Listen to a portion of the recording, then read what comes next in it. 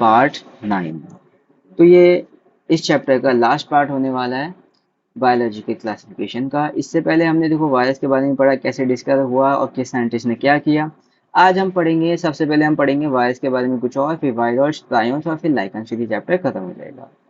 अब यहाँ पे देखो, इन्होंने बोला कि जो प्लांट पे जो इन्फेक्ट करता है ना वायरस, उस वायरस के अंदर जो न्यूक्लिक एसिड होता है वो सिंगल स्ट्रैंडेड आरएनए होता है। और जो वो वायरस जो एनिमल पे अटैक करता है, इन्फेक्ट करता है, उसका जो न्यूक्लिक एसिड है वो सिंगल स्ट्रैंडेड आरएनए भी हो सकता है, डबल स्ट्रैंडेड आरएनए भी हो सकता है और डबल स्ट्रैंडेड डीएनए भी हो सकता है। ठीक है। उसके बाद ये बैक्टीरिया, बैक्टीरिया पे जो अटैक करता है वायरस, हाँ बैक्टीरिया पे भी अटैक करता है वायरस, बैक्टीरिया पे जो अटैक करता है वायरस, उसके अंदर जो जेनेटिक मटेरियल होता है वो डबल स्ट्रैंडेड डीएनए होता है। तो कुल मिला के ये जो चीज़ है ना, ये रटने वाली चीज़ है कि प्लांट पे जो हमला करेगा, इंजेक्ट करेगा प्लांट को, उस वायरस के अंदर न्यूक्लिक एसिड क्या होगा, सिंगल स्ट्रैंडेड आरएनए। एनिमल वाले का क्या होगा, सिंगल स्ट्रैंडेड या डबल स्ट्रैंडेड आरएनए या डबल स्ट्रैंडेड डीएनए। और बैक्टीरिया वाले का क्या होगा, डबल स्ट्रैंडेड डीएनए। उसके बाद हम कुछ और माइक्रो ऑर्गेनिजम्स पढ़ेंगे, जैसे कि वायरॉइड्स। वायरॉइड्स को डिस्कवर किया था टीओडीना ने 1971 में। अब यहाँ पे देखो कैसे इसको याद करेंगे, किसने डिस्कवर किया था। तो वायरॉइड्स में भी ओ आता है और डीओडीना में भी ओ आता है। ठीक है, तो ऐसे ही मैं तो ऐसे ही याद रखता हूँ। तो वायरॉइड्स को कब डिस्कवर किया था टीओडीना ने, 1971 में। इन्होंने ये पता लगाया है कि एक नया इन्फेक्शन कॉज करने वाला एजेंट है या माइक्रो ऑर्गेनिज्म है जो वायरस से भी छोटा है। वायरॉइड्स जो होते हैं वो वायरस से भी छोटे होते हैं। ठीक है। और ये कौन सी बीमारी कॉज करता है, ये potato spindle tuber disease cause करता है। सबसे important point, it was free RNA, यानी कि इसके आसपास कोई प्रोटीन कोड था ही नहीं इसको प्रोटेक्ट करने के लिए।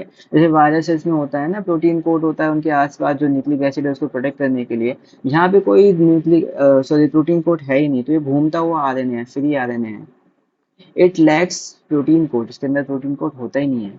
RNA of viroid was of low molecular weight. Viroid का जो आरएनए होता है उसका मोलेक्युलर वेट कम होता है, जो वायरस के अंदर जो आरएनए होगा उसका मोलेक्युलर वेट ज्यादा होता है। उसके बाद दूसरा आता है हमारा प्रायोन्स। प्रायोन्स जो होते हैं सेकंड माइक्रो ऑर्गेनिज्म, इनके बारे में पढ़ेंगे। ट्रांसमिट इन्फेक्शियस न्यूरोलॉजिकल डिजीज, ये न्यूरोलॉजिकल डिजीज कॉज करते हैं, दिमागी बीमारी कॉज करते हैं। है इनका जो प्रोटीन होता है वो कैसा होता है, एबनॉर्मली फोल्डेड प्रोटीन होता है। सबसे इंपॉर्टेंट पॉइंट, इनका साइज वायरस के सिमिलर रहता है। अब यहाँ पे कंफ्यूजन क्या होती है कि भाई साइज किसका छोटा था किसका सिमिलर था। तो जो वायरॉइड्स होते हैं उनका जो साइज था वो था छोटा वायरस से, यहाँ पे लिखा हुआ है।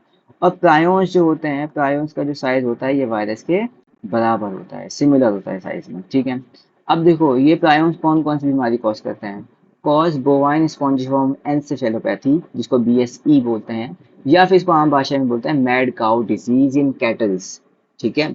तो जो कैटल्स होती हैं, जो मवेशी होती हैं, चरने वाले जो ऑर्गेनिज्म, सॉरी जो जानवर होते हैं, भेड़ बकरी या काउ या बफेलो, तो उनको ये डिजीज कॉज करता है प्रायons। उसका नाम क्या है, बोवाइन स्पॉन्जिफॉर्म एन्सेफेलोपैथी, शॉर्ट में बोलेंगे बीएससी। उसको आमतौर पर क्या बोलते हैं, मैड काउ डिजीज।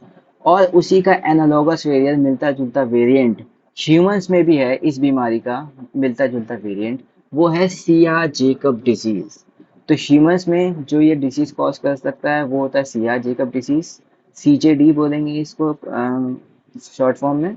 और जो कैटल्स होती हैं उसमें बोवाइन स्पॉन्जिफॉर्म एन्सेफेलोपैथी ये डिजीज कॉज करता है, जिसको कॉमनली मैड काउ डिजीज बोलते हैं। उसके बाद हमारा इस चैप्टर का लास्ट टॉपिक है लाइकेंस। लाइकेंस बहुत इंपॉर्टेंट है।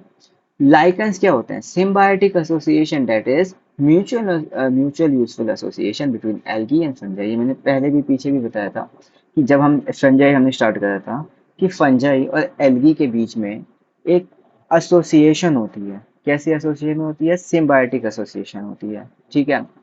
सिम्बायोटिक एसोसिएशन में क्या होता है कि दोनों को फायदा मिलता है, फंजाई कोई काम करता है उसको कुछ फायदा मिलता है, एल्गी कोई काम करता है उसको कोई फायदा मिलता है। ठीक है। अब यहाँ पे अब हम थोड़ा सा डिटेल डिटेल नहीं है, कुछ थोड़ा सा ही जानकारी है और कि जो फंगल कंपोनेंट है, मतलब जो फंजाई है उसको यहाँ पे क्या बोलते हैं, माइक्रोबायोम बोलते हैं। ठीक है। और ये फंजाई क्या करता है, हीटोट्रॉफिक होता है। ये क्या करता है, ये शेल्टर, यानी कि छत, जैसे शेल्टर मतलब क्या होता है, छत, तो ये मतलब जगह प्रोवाइड करेगा एल्गी को रहने के लिए। और क्या काम करके देगा ये, absorb mineral, nutrients and water.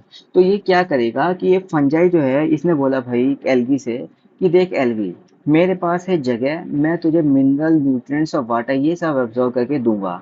अब क्योंकि फंजाई हीटोट्रॉफिक होता है तो ये खाना बना नहीं पाएगा, खाना तू बना ले। ठीक है। तो इसने इसने बोला एल्गी से। फंगल कंपोनेंट को क्या बोलते हैं, माइक्रोबायोम। अब एल्गल कंपोनेंट यानी एल्गी, उसको क्या बोलते हैं, फाइकोबायोन्ट। अब एल्गी ने क्या बोला, देखो भाई फंजाई, मैं होता हूँ ऑटोट्रॉफिक। ऑटोट्रॉफिक मतलब मैं खाना खुद बना सकता हूँ, बस तुम मुझे खाने का सामान दे दो, यानी कि मिनरल्स, न्यूट्रिएंट्स और वाटर ये दे दो। अब यहाँ पे एल्गी क्या करता है, फूड प्रिपेयर करता है, किसके लिए, फंजाई के लिए। तो देखो कितना यूजफुल है, कितनी आसान तरीके से हमने समझ लिया, और दोनों को फायदा हो रहा है। एल्गी को क्या मिल गई, रहने के लिए छत मिल गई, फंजाई को क्या मिल गया, खाना मिल गया। तो देखो इसको याद कैसे करें, इसमें बहुत कंफ्यूजन होती है कि फंजाई को क्या बोला था। तो मैं जो जिस शॉर्ट ट्रिक से याद रखता हूँ वो है कि एफ एम याद कर लो, बस। F M, F M, F M, जैसे एफ एम रेडियो भी होता है, तो ये इजीली याद रहता है, एफ एम यानी फंजाई माइक्रोबायोट। फंजाई को क्या बोलेंगे, माइक्रोबायोट। अब दूसरा तो आप पता ही लग जाए कि भाई दूसरा वर्ड क्या है, फाइकोबायोट, और वो किसको बोलेंगे, एल्गी को बोलेंगे, ठीक है। और मैं इसको दूसरी तरीके से भी याद रखता हूँ, क्योंकि ये एल्गी जो होती है ये फूड बनाती है फंजाई के लिए, फूड, फूड, फे यानी एफ की आवाज आ रही है। और ये जो शब्द है फाइकोबायोट, इसमें भी पी एच की जो साउंड होती है वो एफ की आवाज आती है, ठीक है। तो मैं इसको, थोड़ा कॉम्प्लेक्स तरीका है लेकिन मैं ऐसे आसानी से याद रख पाता हूँ कि एल्गाई कंपोनेंट है, फाइकोबायोट है। फाइकोबायोट कैसे याद आया, क्योंकि फूड बनाती है, एफ से याद रहता है, एफ की साउंड से याद रहता है, ठीक है। और ऐसे ये भी याद रहता है कि एल्गी काम करता क्या है। अब देखो लास्ट चीज है हमारी, लास्ट लाइन है, lichens are very good pollution indicators, they do not grow in polluted areas. Lichens बहुत अच्छे पॉल्यूशन इंडिकेटर होते हैं, जहाँ पे पॉल्यूशन होगा वहाँ पे ये ग्रो नहीं करेंगे, ठीक है। तो अगर आपको पता लगाना है कि इस एरिया में पॉल्यूशन है या नहीं है, तो लाइकन्स अगर वहाँ ग्रो करते हुए दिख गए आपको, यानी कि वो जगह बहुत ज्यादा साफ सुथरी है, वहाँ पे पॉल्यूशन नहीं है। कहीं पे लाइकन्स ग्रो नहीं कर रहे हैं तो वो बहुत ज्यादा पॉल्यूटेड है जगह, ठीक है। तो इसी के साथ जो हमारा ये चैप्टर था ये यहाँ पर कंप्लीट हो जाता है, ठीक है। अगला जो चैप्टर हम स्टार्ट करेंगे वो हम स्टार्ट करेंगे प्लांट किंगडम, ठीक है। और ये 9 पार्ट्स में, सिर्फ 9 पार्ट्स में, और जो पार्ट्स हैं इसके बाकी छोटे छोटे से हैं, 10, 15, 20 मिनट्स के हैं। तो इसको आप छोटे छोटे कर करके आराम से देख भी सकते हैं।